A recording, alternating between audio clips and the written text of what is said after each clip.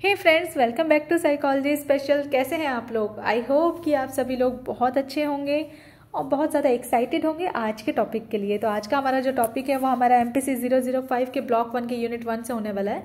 MPC 005 ये एक बहुत ही इंटरेस्टिंग सब्जेक्ट है। इसका नाम है रिसर्च मेथडोलॉजी।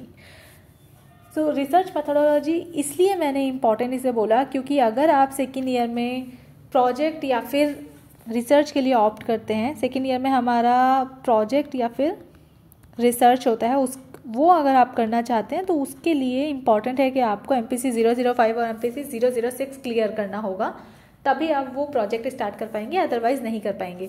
सो इसलिए MPC 005 और 006 बहुत ही इम्पॉर्टेंट हो जाता है हमारे लिए पढ़ना। अभी से अगर आप तैयारी करेंगे तो हो सकता है कि आप एग्ज़ाम में बेटर परफॉर्म कर पाएँ। नाउ आज का जो वीडियो है वो इसलिए भी इंटरेस्टिंग है, इसलिए भी इम्पॉर्टेंट है क्योंकि ये रिसर्च से है। आप लोगों को रिसर्च का नाम सुनते ही लगता होगा ना, एकदम डर सा लगता होगा कि यार रिसर्च मुझसे कैसे हो पाएगी। मैंने तो रिसर्च के बारे में कभी पढ़ा भी नहीं है, मुझे तो रिसर्च प्रॉपर्ली करनी आती भी नहीं है, तो मुझसे नहीं हो पाएगी रिसर्च। ये अगर आपको भी ऐसा लगता है ना तो आप डरना छोड़ दो, क्योंकि आज की जो वीडियो है, आज का ये जो टॉपिक है, ये बहुत इंपॉर्टेंट है और बहुत, इसका नाम ही है बेसिक प्रोसेस और कंसेप्ट इन रिसर्च। तो रिसर्च में जितने भी बेसिक प्रोसेसेस होती हैं, जितनी भी बेसिक चीज़ें हैं, जितने भी कंसेप्ट हैं रिसर्च के ना, वो सारे हम आज पढ़ लेंगे, जिससे कि आपका जो रिसर्च का डर है वो भाग ही जाने वाला है। जब आपको बेसिक्स क्लियर हो जाएंगे ना किसी चीज़ के, तब आप आगे अच्छे से पढ़ सकते हो। और रिसर्च एक ऐसी चीज़ है जिसमें आप जितना इंटरेस्ट लेंगे, आप जितना इसे क्यूरियोसिटी के साथ पढ़ेंगे ना, उतना ही ज़्यादा रिसर्च आपको इजी लगने लगेगी। मैं ये नहीं कह रही कि ये बहुत इजी टॉपिक है या ये बहुत टफ टॉपिक है, बट ये जो रिसर्च वाला सब्जेक्ट है ना, ये एक इंटरेस्टिंग सा सब्जेक्ट होता है जिसमें आपको इंटरेस्ट लेके पढ़ना होता है एंड आपको अच्छे मार्क्स लाने होते हैं। So without wasting much time, let's start with introduction first. So introduction में इतना ज़्यादा कुछ खास नहीं है, इसमें यही है कि रिसर्च हम क्यों करते हैं। फर्स्ट ऑफ ऑल मैं आपको बता दूं कि रिसर्च का मतलब क्या होता है। जैसे कि जब हम रिसर्च वर्ड को ब्रेक करते हैं तो हम री और सर्च में इसे ब्रेक करते हैं। री मीन्स अगेन, सर्च का मतलब होता है टू फाइंड आउट। तो हमें दोबारा से कोई चीज़ फाइंड आउट करनी होती है, कोई चीज़ दोबारा फाइंड आउट करनी है। ये जो री वर्ड यहाँ पे आया ना, अगेन वाला, इस पर मैं फोकस करूँगी कि दोबारा हमें ये चीज़ करनी है, दोबारा कोई चीज़ करनी है। इसका मतलब कि वो चीज़ पहली बार हो चुकी है, तो पहले भी कोई चीज़ हो चुकी है, कोई इन्वेंशन हो चुका है, ओके कोई इन्वेंशन या कोई डिस्कवरी हो चुकी है किसी भी चीज़ की, उसे आपको दोबारा से फाइंड करना है, रीफाइंड करना है, तो उसे हम कहते हैं रिसर्च। दोबारा सर्च करना है कि उसमें क्या लिमिटेशंस रह गई थी या क्या गैप्स रह गए थे उस रिसर्च के अंदर, जो चीज़ें पूरी नहीं हो पाई थी। क्योंकि कई बार ऐसा होता है ना कि हमने कोई नई चीज़ इनोवेट करी या कोई भी नया काम करने जाते हैं, तो एक ही बार में हम जितनी चीज़ें सोचते हैं, जितनी चीज़ें उसमें इंक्लूडेड होनी चाहिए, सारी चीज़ों पर हम लोग इतना फोकस नहीं कर पाते हैं, तो उसमें ज़रूरत होती है कि नेक्स्ट टाइम मॉडिफिकेशन करने की। तो यहाँ रिसर्च के टाइम पे आप लोग क्या कर रहे हो कि पहले जो चीज़ हो चुकी है ना, उसमें आप मॉडिफिकेशन कर रहे हो। अब मॉडिफिकेशन जिसने पहले वो चीज़ इन्वेंट की है उसके द्वारा भी हो सकती है, और आप लोग भी कर सकते हो, कोई और भी कर सकता है। तो ये जो रिसर्च वर्ड है, ये अपने आप में ही आपको पूरी की पूरी डेफिनेशन निकाल के देता है। तो यहाँ इंट्रोडक्शन में भी यही है कि साइकोलॉजिस्ट रिसर्च क्यों करते हैं। अब आप दोबारा क्यों फाइंड आउट कर रहे हो किसी चीज़ को। पहला मैंने बताया कि मॉडिफिकेशन करने के लिए कर देंगे। दूसरा चीज़, to answer these question systematically. अब कुछ ना कुछ जो पहले हमारा एक वर्क हो चुका है किसी चीज़ को लेकर, तो इस काम के ऊपर कुछ ना कुछ ऐसा होगा जो शायद छूट गया हो, शायद कहीं ना कहीं रह गया हो। तो वहाँ पे ये जो नॉलेज गैप्स होते हैं ना, नॉलेज गैप्स हैं हमारे, जो कुछ चीज़ें ऐसी छूट गई हैं जो अब हमारे लिए जानना ज़रूरी है। तो उन नॉलेज गैप्स को फिल करने के लिए सबसे पहले तो वहाँ से कुछ क्वेश्चंस अराइज होते हैं आउट ऑफ द क्यूरियोसिटी। तो उन क्वेश्चंस के आंसर्स को फाइंड आउट करने के लिए हम लोग रिसर्च करते हैं। सो गेट इट। क्यों करते हैं रिसर्च? साइकोलॉजिस्ट रिसर्च इसलिए करते हैं ताकि कुछ क्वेश्चंस जो अराइज हुए हैं आउट ऑफ द क्यूरियोसिटी, उन्हें फाइंड आउट कर सकें। They are actively engaged in the process of doing research. मैं साइकोलॉजिस्ट की बात इसलिए कर रही हूँ because we are studying the topic of psychology. Research कोई भी कर सकता है, किसी भी प्रोफेशन में, किसी भी फील्ड में रिसर्च की जा सकती है। नाउ रिसर्च में दो तरह की चीज़ें होती है। एक तो हम न्यू इन्फॉर्मेशन गैदर कर सकते हैं, न्यू इन्फॉर्मेशन अराइज हो सकती है, अराइज न्यू इन्फॉर्मेशन, कोई नई इन्फॉर्मेशन हमें मिल सकती है, या फिर सेकेंड थिंग क्या होती है कि modify old information, old information में कुछ ना कुछ मॉडिफिकेशन हो सकता है। सो हम लोग क्या कर रहे हैं, मॉडिफाई ओल्ड इन्फॉर्मेशन। तो कभी कभी ऐसा होता है ना कि आपका जो क्वेश्चन था वो किसी और चीज़ के लिए था, वो इन्फॉर्मेशन तो आप मॉडिफाई कर ही रहे हो, उस क्वेश्चन का आंसर निकालते निकालते उसका सॉल्यूशन ढूंढते ढूंढते ना आपको कोई और भी सॉल्यूशन मिल जाता है, कोई नई चीज़ ही मिल जाती है हम लोगों को। तो वो भी जो है रिसर्च का ही रिजल्ट होता है हमारा, वो रिसर्च का ही कंक्लूजन है। और वो हम लोग रिसर्च कर क्यों रहे हैं, इसका ऑब्जेक्टिव क्या है। ऑब्जेक्टिव्स के लिए हम लोगों को हम ये टॉपिक क्यों पढ़ रहे हैं, हम ये जो यूनिट 1 है इसके ऑब्जेक्टिव्स हैं कि हमें रिसर्च को डिफाइन करना है, मीनिंग ऑफ रिसर्च बताना है कि रिसर्च का मीनिंग क्या है, जो कि मैं आपको बता चुकी हूँ। टू फाइंड आउट अगेन, दोबारा फाइंड आउट करनी है हमें चीज़ें, या फिर to answer the unanswered questions, unanswered questions को आंसर करने के लिए। रेलेवेंस क्या होती है रिसर्च की, प्रोसेस क्या है इसका, किस तरह से इवैल्यूएट करते हैं, मेन ऑब्जेक्टिव एनालाइज करना है कि how to maintain objectivity and minimise bias in the research. ये सारी चीज़ें चलो ये तो हम आगे डिस्कस करेंगे, तो यहाँ पे टाइम वेस्ट नहीं करते हैं, स्टार्ट करते हैं हम आज डेफिनेशन से। डेफिनेशन क्या है रिसर्च की, वो आपको एज इट इज़ याद करनी होगी, ओके क्योंकि बहुत ही अच्छी डेफिनेशन दी हुई है यहाँ पर। The word research is composed of 2 syllables री एंड सर्च, ये मैंने आपको पहले ही बता दिया। डिक्शनरी डिफाइन करती है former as a prefix meaning again anew over, ये सब कुछ वही लिखा है जो मैं आपको अभी तक बता चुकी हूँ। सिंपलेस्ट मीनिंग रिसर्च का यही है, is to search for the facts, answer to research questions and solution for the problem. Facts को इसमें 3 चीज़ें आ गई, to search for the facts, facts के लिए फैक्ट्स को ढूंढना first of all.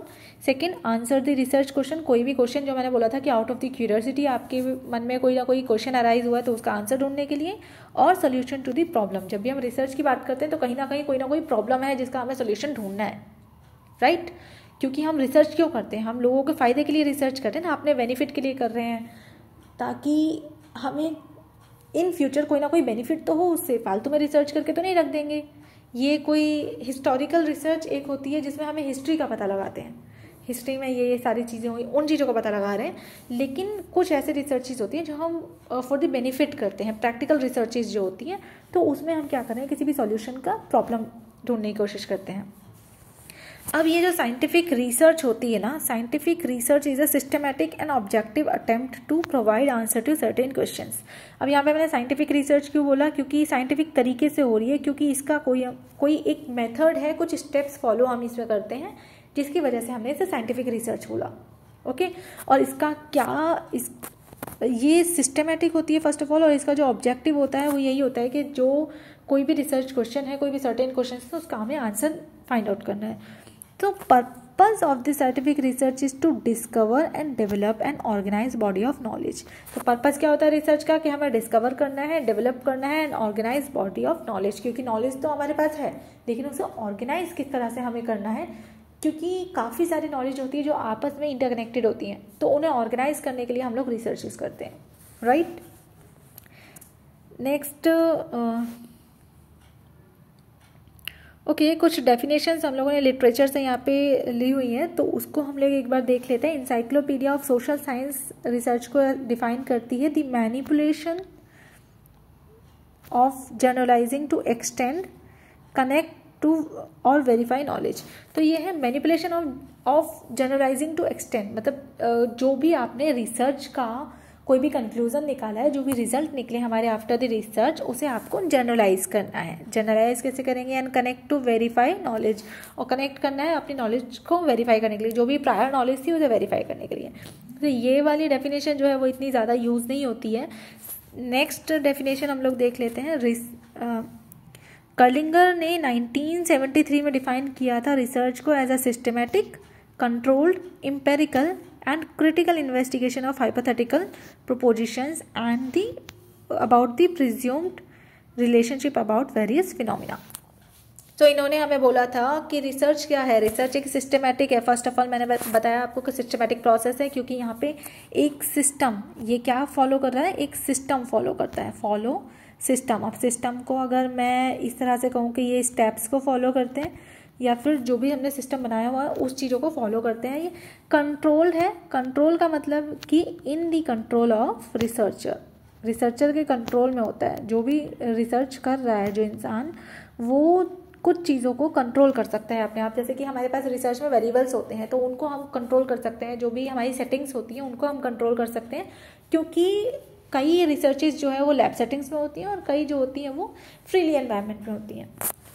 Then empirical है, इम्पेरिकल और क्रिटिकल इन्वेस्टिगेशन है हाइपोथेटिकल प्रिपोजिशन की। अब हाइपोथेटिकल जो प्रिपोजिशन जो भी कोई रिसर्चर होता है, रिसर्च करता है, वो हाइपोथेसिस तो देता ही है। हाइपोथेसिस क्या होती है? एक ऐसी स्टेटमेंट जिसको आपने, हाइपोथेसिस एक ऐसी स्टेटमेंट होती है जिसपे आप बिलीव करते हो कि हाँ ऐसा होगा, बट आपके पास कोई प्रूफ नहीं है उसको सही साबित करने के लिए या गलत साबित करने के लिए। तो वो प्रूफ लेने के लिए आप पूरी की पूरी रिसर्च करते हो। रिसर्च के एंड में आपको पता चलता है कि जो हाइपोथेसिस मैंने बनाई थी, ये जो स्टेटमेंट मैंने सोची थी कि हाँ ऐसा ये चीज़ें होती हैं, ये मैंने सोचा था, क्या ये सही था या गलत। तो वो जो हाइपोथेसिस होती है ना, उसको क्रिटिकली इन्वेस्टिगेट करते हैं और उसका एम्पेरिकल, उसका एक रीज़न देते हैं कि हाँ इस वजह से। तो उसका जो प्रूफ दिया जा रहा है वो हमारी रिसर्च है। रिसर्च से हम लोग क्या कर रहे हैं? रिसर्च इज सिस्टमैटिक होती है, कंट्रोल्ड होती है, एम्पेरिकल और क्रिटिकल इन्वेस्टिगेशन होती है हमारी हाइपोथेटिक प्रोपोजिशंस की about the pre assumed relationship about various phenomena. कोई भी फिनोमिना है उनके लिए की जाती है रिसर्चेस। ओके, सो अभी तक आप लोग समझ गए होंगे। ये वाली जो डेफिनेशन है ये बहुत ही अच्छी डेफिनेशन है, इसको आप याद कर सकते हो क्योंकि इसमें सारी की सारी चीज़ें इंक्लूड कर दी गई हैं। नेक्स्ट हम डेफिनेशन देख लेते हैं।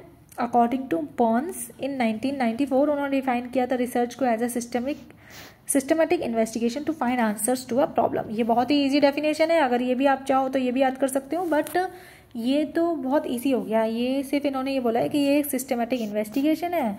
कोई भी प्रॉब्लम होती है उसका आंसर फाइंड आउट करने के लिए, कोई भी क्वेश्चन का आंसर फाइंड आउट करने के लिए सिस्टमेटिक इन्वेस्टिगेशन होती है। क्योंकि सिस्टमेटिक मैंने आपको बताया सिस्टम से चलती है, इन्वेस्टिगेशन है क्योंकि कुछ ना कुछ फाइंड आउट कर रहे हैं। और क्या फाइंड आउट कर रहे हैं? Answer to a problem.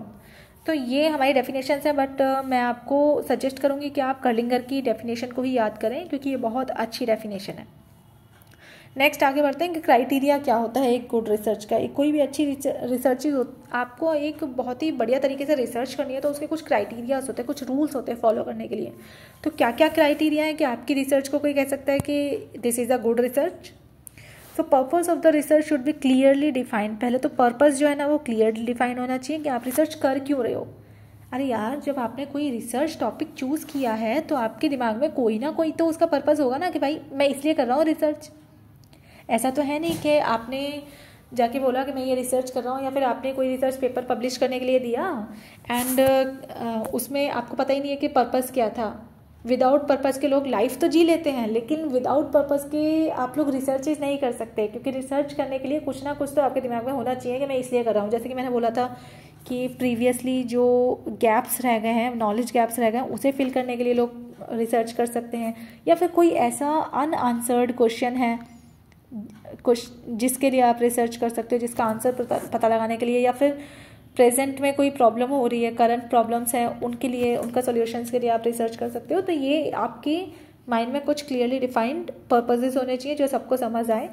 And common concepts that are use should be operationally defined. जो भी कॉमन कंसेप्ट्स हैं, जो भी कंसेप्ट्स आपने यूज़ किए हैं अपनी रिसर्च में, वो सारे के सारे ऑपरेशनली डिफाइंड होने चाहिए। फॉर एग्जाम्पल, कुछ ऐसी टर्म्स आप लोग अपने रिसर्च में यूज़ कर लेते हो जो हर किसी को नहीं समझ आएंगी। कोई अगर मेडिकल रिलेटेड मेडिकल प्रोफेशनल है कोई, वो अगर रिसर्च कर रहे हैं तो वो कुछ ऐसी मेडिकल टर्म्स यूज़ करेंगे जो कि लेमैन्स को नहीं समझ आएंगी, नॉर्मली सबको नहीं समझ आएंगी। तो वो टर्म्स, वो जो चीज़ें हैं, जो भी कॉन्सेप्ट हैं, वो सारे ऑपरेशनली डिफाइंड होने चाहिए। आप पूरी तरह से उसे डिफाइन करोगे ताकि वो लोग समझ सकें। Then the second criteria is the research procedure should be precisely plan. जो प्रोसीजर है वो प्रिसाइजली प्लान होना चाहिए, फोकस्ड होना चाहिए and approximately described in order to enable other researcher to do research for the further advancement.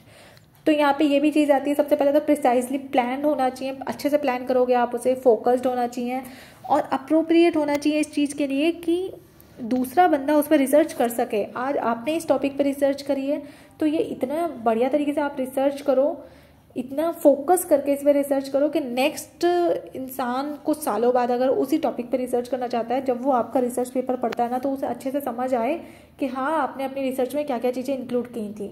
अगर उसे paper ही आपका समझ नहीं आ रहा पढ़ के, तो हो सकता है कि वो भी सेम रिसर्च कर ले, फिर उसका कोई यूज़ नहीं रहेगा, वहाँ पे टाइम मनी सब कुछ वेस्ट हो रहा है। सो ऐसी चीज़ें करो जो दूसरे को समझ आ सके, ताकि उनकी भी रिसर्च में वो चीज़ें आगे हेल्प कर सके।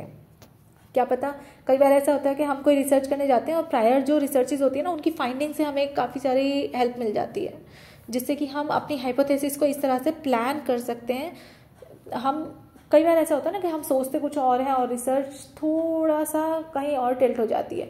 तो ये सारी चीज़ों ना हो, इसके लिए आपको अपनी रिसर्च बहुत अच्छे से करनी होती है। थर्ड थिंग इज़ कि research design should be carefully plan. Design जो है वो केयरफुली प्लान होना चाहिए to generate result, to maintain objectivity. Design इस तरह से प्लान होना चाहिए कि आपके जो रिजल्ट हैं वो प्रॉपर तरीके से आए, टू मेंटेन ऑब्जेक्टिविटी। यहाँ पे ऑब्जेक्टिविटी का क्या मतलब है कि कोई भी आपके रिसर्च को पढ़ता है, आपके रिजल्ट्स को देखता है, तो हर किसी को सेम ही रिजल्ट मिलना चाहिए। हाँ ठीक है, ये नहीं होना चाहिए कि आज मैंने एक रिसर्च करी, कल कोई और मेरे रिसर्च पेपर को पढ़ रहा है, वो कह रहा है कि नहीं यार इस रिसर्च का रिजल्ट ये नहीं होना चाहिए था, जो इसने बोला है वो होना चाहिए था जो मैं बोल रहा हूँ। फिर तीसरा बंदा कोई पढ़ता है, वो कहता है कि ये नहीं होना चाहिए था, ये होना चाहिए था जो मैं बोल रहा हूँ। तो ये चीज़ें ना हो, इसके लिए ऑब्जेक्टिविटी मतलब यहाँ पे कोई भी सब्जेक्टिव थिंकिंग है ही नहीं। यहाँ पे ऑब्जेक्टिविटी है, आपके जो रिजल्ट्स हैं वो थ्रू आउट सेम रहेंगे। तो इतने अच्छे से आपको रिसर्च डिज़ाइन को प्लान करना होगा। डिज़ाइन क्या होता है कि किस तरीके से आपको रिसर्च करनी है, उसका एक जो मैप होता है ना, दैट इज़ रिसर्च डिज़ाइन। इसके बारे में हम आगे बढ़ेंगे वैसे। Next and the fourth point is the research report should be as much as possible frank enough to gauge effect of the finding. Report आपकी ऐसी होनी चाहिए जिसे पढ़ते ही आपको पता चल रहा है कि क्या क्या फाइंडिंग्स इसमें निकली हैं। रिपोर्ट में आपको हर एक चीज़ को मेंशन करना होता है कि आपने क्या डिज़ाइन फॉलो किया है, क्या मेथोडोलॉजी फॉलो की है, कौन से टूल्स लिए हैं, सैम्पलिंग कैसे की है।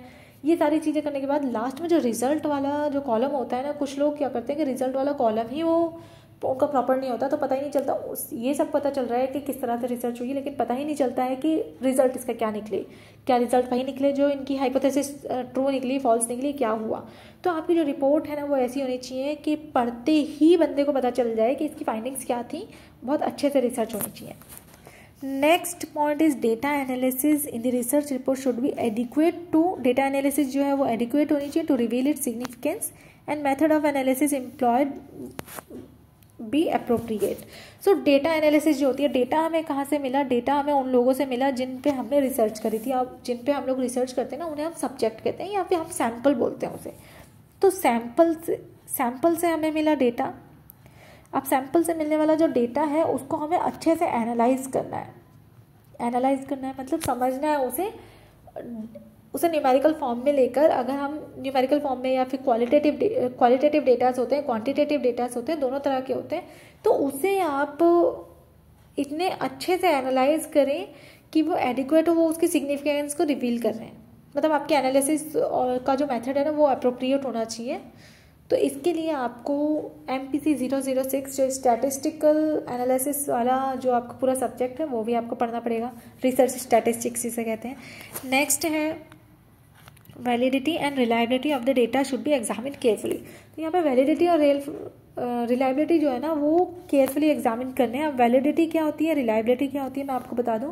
वैलिडिटी का मतलब होता है कि हमारा जो टूल है, जिस चीज़ से हम डेटा कलेक्ट कर रहे हैं ना, उसे हम यहाँ पे टूल बोलते हैं। जैसे कि कोई भी क्वेश्चन हो सकता है, कुछ भी हो सकता है। तो टूल जो है वो वही चीज़ फर्स्ट ऑफ ऑल वो उसी चीज़ को मेज़र कर रहा है जिसको मेज़र करने के लिए वो बनाया गया था, तो उसे हम कहते हैं वैलिडिटी। फॉर एग्जाम्पल अगर मैं आपको एग्जाम्पल दूँ थर्मोमीटर का, तो थर्मोमीटर जो है वो बनाया गया है टेम्परेचर मेज़र करने के लिए। तो मैं उससे यही उम्मीद रखूँगी कि भाई थर्मोमीटर जैसे ही हम लगाएंगे किसी पेशेंट पे तो वो टेम्परेचर को मेज़र करेगा। तो अगर वो थर्मामीटर जो टेम्परेचर मेज़र करने के लिए ही बनाया गया था वो टेम्परेचर को मेज़र कर रहा है, तो ये वैलिड है, ये टूल वैलिड है हमारा। बट अगर वो टेम्परेचर को मेज़र ना करके ऑक्सीजन सैचुरेशन को या फिर मैं कहूँ कि BP को मेज़र कर रहा है, तो वो वैलिड नहीं होगा। ओके, तो जो टूल जिस काम के लिए बनाया गया उसी चीज़ को अगर वो मेज़र करता है तो वो वैलिड है। ठीक है। और अगर बार बार वो सही मेज़र कर रहा है, मतलब जो भी रीडिंग्स हैं, अभी मान लो कि मैं थर्मामीटर का जो एग्जांपल दे रही थी उसी की बताती हूँ। अभी रीडिंग आई हमारी 95.6 डिग्री फ़ारेनहाइट, राइट। 5 मिनट बाद मैं चेक करती हूँ तो 99.8 आ रही है। तो क्या ये रिलायबल होगा? ये बिल्कुल रिलायबल नहीं है, क्योंकि ये रीडिंग्स रिलायबल नहीं आ रही यार। 5 मिनट में इतनी कैसे बढ़ सकती है? तो बार बार टेस्ट करने पर भी रीडिंग अगर सिमिलर्स आ रही हैं, सिमिलर रिजल्ट्स आ रहे हैं, similar results on repetition, bar bar repeat करने पर भी अगर सिमिलर रिजल्ट्स आ रहे हैं तो वो चीज़ रिलायबल है। अदरवाइज़ वो चीज़ रिलायबल नहीं है। अगर मैंने 5 मिनट बाद टेस्ट किया था और यहाँ पे जो रीडिंग थी वो 95.7 आ जाती या 95.5 आ जाती तो मैं कहती इसे रिलायबल है, क्योंकि सेम रिजल्ट्स आ रहे हैं ना बार बार। अब 5 मिनट इतना लंबा टाइम नहीं है कि इंसान का टेम्परेचर इतना ज़्यादा एकदम से बढ़ जाएगा। ओके, सो कोई भी टूल जो उस काम के लिए बनाया गया उसी चीज़ को मेज़र कर रहा है तो वो वैलिड है। अगर वो बार बार रिपीट करने पर भी, रिपीटिशन करने के बाद भी सिमिलर टाइप ऑफ रिजल्ट दे रहा है, मैंने सेम नहीं बोला, मैंने बोला सिमिलर, सेम या फिर सिमिलर रिजल्ट दे रहा है तो वो रिलायबल है। ओके, इसके लिए मैं आपको एक और एग्जांपल दे देती हूँ। ये साइकोलॉजी का मैं एग्जांपल देती हूँ। तो फॉर एग्जांपल मेरे पास एक टूल है जो मैंने बनाया था स्ट्रेस को मेज़र करने के लिए। ओके, अगर वो लोगों में टूल, मतलब मैंने ये क्वेश्चनेयर बनाया था जो कि स्ट्रेस को मेज़र कर रहा है। स्ट्रेस को मेज़र करने के लिए मैंने बनाया था। अगर ये स्ट्रेस को ही मेज़र कर रहा है तो ये वैलिड है। भाई मैंने स्ट्रेस के लिए तो बनाया था, स्ट्रेस को मेज़र कर रहा है, वैलिड है। लेकिन अगर स्ट्रेस की जगह ये स्लीपिंग पैटर्न को मेज़र करने लग जाए तो ये वैलिड नहीं होगा, क्योंकि ये स्लीपिंग पैटर्न के लिए बनाया ही नहीं गया है, तो क्यों मेज़र कर रहा है भाई? ओके, तो स्ट्रेस के लिए बनाया था, स्ट्रेस को मेज़र कर रहा है, वैलिड है। एक बार मेज़र करने पे पता चलता है कि एक इंसान को स्ट्रेस है, like moderate amount of stress है। ओके, नेक्स्ट टाइम अगर मैं दोबारा इसी टेस्ट को लगाती हूँ तो भी पता चलता है हाँ ठीक है, रीडिंग्स यही आ रही है कि मॉडरेट अमाउंट ऑफ स्ट्रेस है, तो ये चीज़ रिलायबल है। क्योंकि 2 बार मैंने सेम क्वेश्चनेयर अगर पकड़ा दिया एक इंसान को, लाइक आज दिया मैंने, 3 दिन बाद दिया, उसे पता चल रहा है कि मॉडरेट अमाउंट ऑफ स्ट्रेस है। क्योंकि स्ट्रेस मैं डेली का तो मेज़र कर नहीं रही, हम जो स्ट्रेस की बात करते हैं या फिर किसी भी ऐसी चीज़ की बात करते हैं तो हम मेज़र करते हैं लाइक 3 मंथ्स पहले या फिर 6 मंथ्स में, लास्ट 6 वीक्स में आपको कितना क्या रहा है। तो ये दोनों में मॉडरेट आया, मतलब ये रिलायबल है। बट अगर यहीं पर एक बार, पहली बार में ये स्ट्रेस मॉडरेट आता और सेकंड टाइम में ये माइल्ड आ जाता या फिर सीवियर आ जाता, तो क्या ये रिलायबल होता?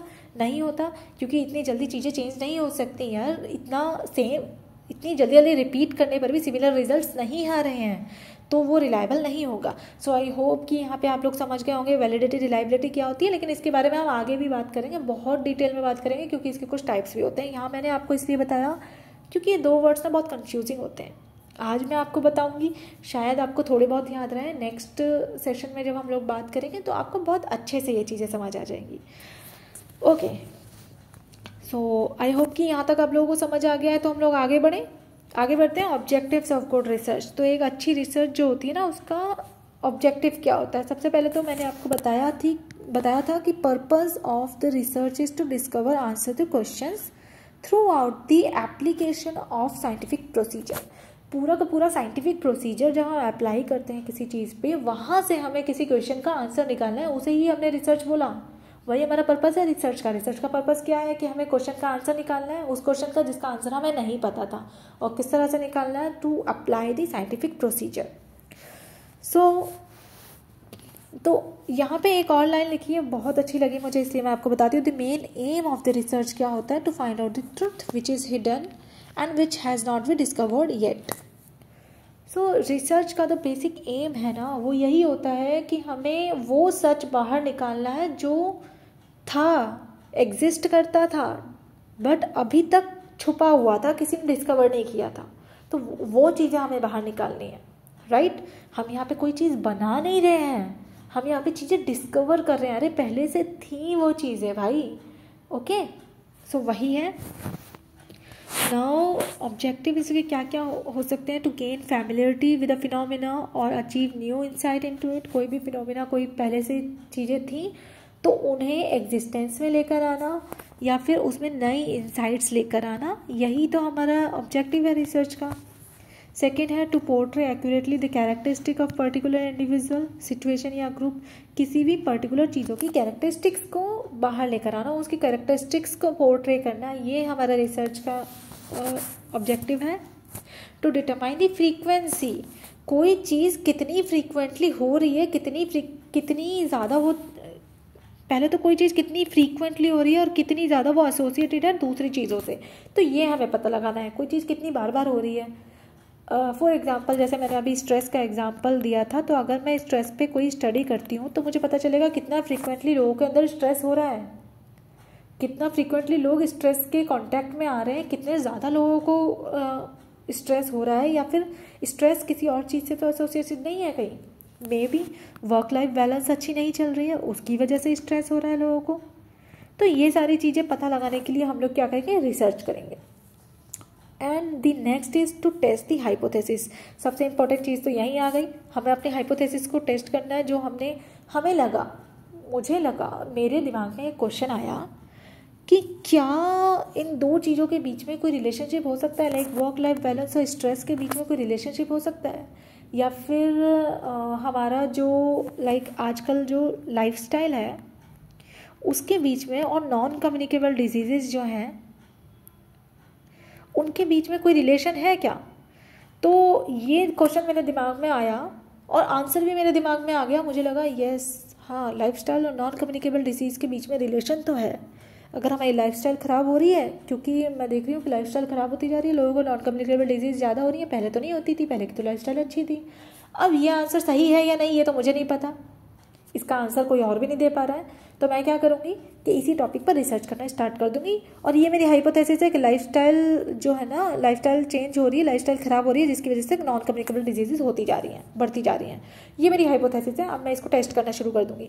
जब मेरी रिजल्ट पूरी हो जाएगी, जब मेरी रिसर्च पूरी हो जाएगी, जो उसके रिजल्ट्स आएंगे, जो उसका कंक्लूजन आएगा, वहाँ से मुझे पता चलेगा कि ये जो मैंने हाइपोथेसिस सोची थी, जो मैंने स्टेटमेंट सोची थी, जो मैंने अपना ही बनाया हो इमेजिनरी आंसर सोचा था, क्या ये सही था या ये गलत था। ये भी हो सकता है कि वो आंसर सही हो, तो बहुत अच्छी बात है। ये भी हो सकता है कि वो आंसर गलत हो, राइट, तो भी बहुत अच्छी बात है, क्योंकि अगर वो आंसर गलत है तो इसका मतलब इसका आंसर कुछ और है, राइट। तो ये सारे ऑब्जेक्टिव्स होते हैं रिसर्च करने के, जो कि आपके माइंड में आपको पहले से क्लियर होने चाहिए। नेक्स्ट हम आ जाते हैं क्वालिटीज़ ऑफ गुड रिसर्च पर। ओके, कितना हमारा बच रहा है टॉपिक, एक बार देख लेते हैं।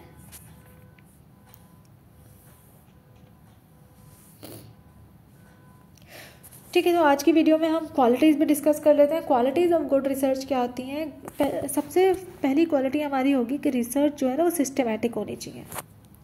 सिस्टमैटिक मतलब एक सिस्टम को फॉलो करे, एक स्ट्रक्चर को फॉलो करे, सेट ऑफ रूल्स जो होते हैं उसको फॉलो करना हमें ज़रूरी होता है।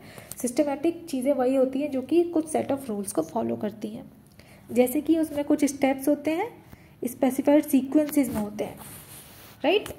सेट ऑफ रूल्स को हमें फॉलो करना है, जिसमें हमारे पास कुछ स्टेप्स हैं। स्टेप्स भी कैसे हैं, सीक्वेंस में है। हम ऐसा नहीं कर सकते कि कोई सा भी स्टेप कहीं भी रख दें। हमारे पास एक स्पेसिफिक सीक्वेंस है कि हमें उसी सीक्वेंस में उन स्टेप को फॉलो करना पड़ेगा। जो स्टेप 1 है वो 1 के ही प्लेस पे आएगा, स्टेप 2 के ही प्लेस पे आएगा, 3 के प्लेस पे आएगा। तो इस तरह से होता है, right. Next is good research is empirical. जो एक अच्छी रिसर्च है वो एम्पेरिकल होती है। एम्पेरिकल का मतलब होता है कि कोई भी कंक्लूजन जो आपका निकला है ना रिसर्च से, कोई भी जो भी रिजल्ट हमारा निकला है या फिर कोई भी कंक्लूजन हमारा निकला है, उसके लिए हमारे पास एविडेंस होना चाहिए। हम उसको किस तरह से प्रूफ कर सकते हैं, तो उसको प्रूफ करने के लिए हमारे पास एविडेंस होना चाहिए। आपने नाम सुना होगा ना इसका, एविडेंस बेस्ड रिसर्च। तो एविडेंस बेस्ड रिसर्च आजकल जो हम प्रैक्टिस फॉलो कर रहे हैं ना, वो एविडेंस बेस्ड रिसर्च की ही प्रैक्टिस फॉलो कर रहे हैं, राइट। नेक्स्ट है good research is valid and verifiable. तो जो एक अच्छी रिसर्च होती है ना वो वैलिड होनी चाहिए और उसे वेरीफाई किया जा सकता हो, ऐसी रिसर्च होनी चाहिए। सो रिसर्च में प्रिसाइज ऑब्जर्वेशंस होनी चाहिए, एक्यूरेट डिस्क्रिप्शन होनी चाहिए। रिसर्च की जो डिस्क्रिप्शन है वो बिल्कुल एक्यूरेट होनी चाहिए, उसमें कोई गलती नहीं होनी चाहिए। सेकंड कि जो रिसर्चर हैं वो जो भी इंस्ट्रूमेंट्स, जो भी टूल्स वो सिलेक्ट कर रहे हैं वो रिलायबल होने चाहिए, वैलिड होने चाहिए। जैसे कि मैंने आपको पहले भी बताया था कि जो भी आप टूल्स यूज़ कर रहे हो वैलिड और रिलायबल होने चाहिए। मान लो कि अगर आपका टूल जो है वो वैलिड तो है बट रिलायबल नहीं है, राइट, जो चीज़ों से मेज़र करनी थी वो तो चलो वो मेज़र कर रहा है लेकिन वो रिलायबल नहीं है। आज वो अलग रिजल्ट दे रहा है, थोड़ी देर कल वो अलग रिजल्ट दे रहा है, अलग अलग रिजल्ट वो दे रहा है। तो क्या आपकी रिसर्च जो है वो एक्यूरेट हो पाएगी, वैलिड होगी आपकी रिसर्च? बिल्कुल नहीं होगी। ये किस बात की रिसर्च जो आज कुछ और रिजल्ट दे रही है कल कुछ और दे रही है। ओके, नेक्स्ट है गुड रिसर्च इज़ लॉजिकल। तो एक अच्छी रिसर्च जो है वो लॉजिकल होनी चाहिए, उसके लिए आपके पास रीजनिंग होनी चाहिए। It is guided by the rules of reasoning and logical process of induction. तो इसमें आपके पास इंडक्शन और डिडक्शन दो प्रोसेसेस होने चाहिए लॉजिकल की। पहला तो ये कि जनरल टू स्पेसिफिक, आपने कोई रिसर्च करी जिसे आपने जनरलाइज किया हुआ था। आपने रिसर्च करने के बाद बताया कि इस पूरी की पूरी पॉपुलेशन में लाइक इस एक स्टेट में, मान लीजिए उत्तराखंड में, आपने बोला कि जो लोग हैं वो एक पर्टिकुलर पैटर्न फॉलो करते हैं थिंकिंग का, राइट। तो वहाँ पर उत्तराखंड में अगर मैं एक इंसान की बात कर रही हूँ ना तो वो चीज़ उस एक इंसान पे भी अप्लाई होनी चाहिए। ओके, तो वो चीज़ उस एक इंसान पे भी अप्लाई होनी चाहिए। आपने जनरल पब्लिक के लिए बोला था लेकिन आपने उत्तराखंड वालों के लिए बोला ना, वो इंसान में तो उत्तराखंड का ही है, वहीं पैदा हुआ है, वहीं का नेटिव है, वहीं रहता था, वहीं बूढ़ा हुआ है, वहीं मर जाएगा, तो उसके ऊपर भी वो चीज़ अप्लाई होनी चाहिए। तो ये जनरल टू स्पेसिफिक वाला हमारा पैटर्न आ गया। दूसरी चीज़ स्पेसिफिक टू जनरल, आपने जो रिसर्च करी वो सैम्पल पे की थी। हम पूरी की पूरी पॉपुलेशन पे रिसर्च नहीं कर सकते। अगर मुझे कोई रिसर्च पूरे इंडिया पे करनी है तो मैं पूरे इंडिया को लेकर रिसर्च नहीं कर सकती, क्योंकि कुछ लोग तो ऐसे होंगे जो बैकआउट कर जाएंगे, कुछ लोग इंटरेस्टेड ही नहीं है उस रिसर्च में, और मेरे पास इतने पैसे नहीं है कि मैं पूरे इंडिया में रिसर्च कर सकूं, और ना ही मेरे पास इतनी अथॉरिटी है। ओके, तो मैं क्या करूँगी कि कुछ सैम्पल को ले लूँगी, कुछ लोगों को, कुछ पर्टिकुलर लोगों को लूँगी और उन पे रिसर्च करूँगी और उस फाइंडिंग्स को जनरलाइज कर दूँगी। तो मैंने स्पेसिफिक लोगों पे रिसर्च करी और उस फाइंडिंग को जनरलाइज कर दिया। तो यहाँ क्या हुआ कि जनरल से हमने जैसे स्पेसिफिक पे किया था, ऐसे ही उन स्पेसिफिक लोगों में अगर कोई सर्टेन ट्रेट है तो मैं उसे जनरलाइज कर सकती हूँ कि हाँ ये ट्रेट बाकी की पॉपुलेशन में भी होगा उन्हीं की तरह, क्योंकि वो जो स्पेसिफिक पॉपुलेशन थी वो उनका रिप्रेजेंटेटिव सैंपल था जो उन लोगों को रिप्रेजेंट कर रहा था। ओके, नेक्स्ट हमारा जो फोर्थ पॉइंट है वो हो जाएगा good research develop theories and principles. जो अच्छी रिसर्चेज होती है ना वो थ्योरीज और प्रिंसिपल्स डेवलप करती हैं। अब फॉर एग्जांपल जो भी आपने रिसर्च करी उससे आपने थ्योरीज या प्रिंसिपल डेवलप किए, कुछ ना कुछ रूल्स बनाए या कुछ थ्योरीज बनाई, और वो थ्योरीज क्या होंगी, वो हेल्पफुल होंगी in accurate prediction regarding the variable under study. तो वो थ्योरीज जो है ना हमारे किसी ना किसी काम आएंगी। ऑब्वियसली आपने जो भी वेरिएबल्स अपनी स्टडी में अपनी रिसर्च में स्टडी किए थे तो उनके ऊपर आप कुछ ना कुछ तो प्रिडिक्शन बनाएंगे। जैसे कि मैंने अभी यहाँ पे आपको दो वेरिएबल्स के एग्जांपल दिए थे, लाइफस्टाइल और नॉन कम्युनिकेबल डिजीज़। तो मैं इस पर कुछ तो थ्योरी बनाऊंगी कि लाइफस्टाइल चेंज होने की वजह से कम्युनिकेबल डिजीज़ होती हैं, नॉन कम्युनिकेबल डिजीज़ होती हैं या नहीं होती हैं, या किस हद तक ये दोनों एक दूसरे को अफेक्ट कर रहे हैं, कुछ ना कुछ तो मैं बताऊंगी ना। तो वही चीज़ है कि कुछ ना कुछ थ्योरी डेवलप होनी चाहिए। The research goes beyond immediate situation, object or group being investigated by formulating a generalization or theory about these factors. तो immediate situation से हटकर अगर हम कोई रिसर्च कर रहे हैं तो वहाँ हम लोगों को कोई ना कोई थ्योरी जो भी हम बनाते हैं ना, फॉर्मुलेट करते हैं हम कोई भी थ्योरी, तो उसे फर्स्ट ऑफ ऑल हम जनरलाइज करते हैं चीज़ों पे। और फिर नेक्स्ट हमारा आ जाता है रिसर्च इज़ रेप्लिकेबल। ये भी एक इम्पॉर्टेंट पॉइंट है कि जो रिसर्च आपकी है ना वो रेप्लिकेबल होनी चाहिए। मतलब जैसे कि मैंने पहले भी बताया था कि इस रिसर्च को अगर कोई और इंसान पढ़ता है तो वो भी इसको रेप्लिकेट कर सकता है, लाइक वो सिमिलर टॉपिक पर रिसर्च कर सकता है। अगर उसे कुछ लगता है तो कि कुछ कमी इसमें रह गई है तो उसके लिए सो द डिज़ाइंस, प्रोसीजर्स और result of the scientific research should be replicable so that any person other than the researcher himself assess their validity. Okay, so on one researcher may use or translate the research obtained by another research. होता क्या है कि कोई एक researcher दूसरे researcher की research को, उसके रिजल्ट्स को यूज़ कर सकता है अपनी रिसर्च में। फॉर एग्जांपल, जैसे कि मैंने आपको बताया था कि मैंने कोई रिसर्च पेपर बहुत सारे पढ़े और मुझे लगा कि इसके रिजल्ट्स जो है वो मेरे लिए यूज़फुल हैं। इसके रिजल्ट्स को लेकर मैं अपनी एक हाइपोथेसिस बना सकती हूँ। मुझे लगता है कि इसके अकॉर्डिंग, अब यहाँ पे ये रिजल्ट्स आ रहे हैं तो इसके अकॉर्डिंग मेरी हाइपोथेसिस ये होनी चाहिए। अब इसमें मुझे लग रहा है कि कुछ ये चीज़ें रह गई हैं, शायद इन्होंने ये चीज़ें डिस्कस नहीं करी हैं, या हो सकता है कि उस टाइम के अकॉर्डिंग ये चीज़ें थी ही नहीं। अब टाइम बदल रहा है, एनवायरनमेंट बदल रहा है, लोग बदल रहे हैं, तो कुछ चीज़ें नई भी आएंगी, तो अब उस रिसर्च को मैं रेप्लिकेट कर पाऊँ। तो ये जो है, ये सारी खासियत होती है एक अच्छी रिसर्च की। तो ये सारी क्वालिटीज़ हैं एक अच्छी रिसर्च की। सो आई होप कि यहाँ तक आप लोगों को अच्छे से समझ आ गया होगा। तो आज की वीडियो हम यहाँ तक छोड़ते हैं, उसके बाद हम पढ़ेंगे रिसर्च प्रोसेस के बेसिक कंसिडरेशंस क्या होते हैं। ये इतने इम्पॉर्टेंट नहीं है।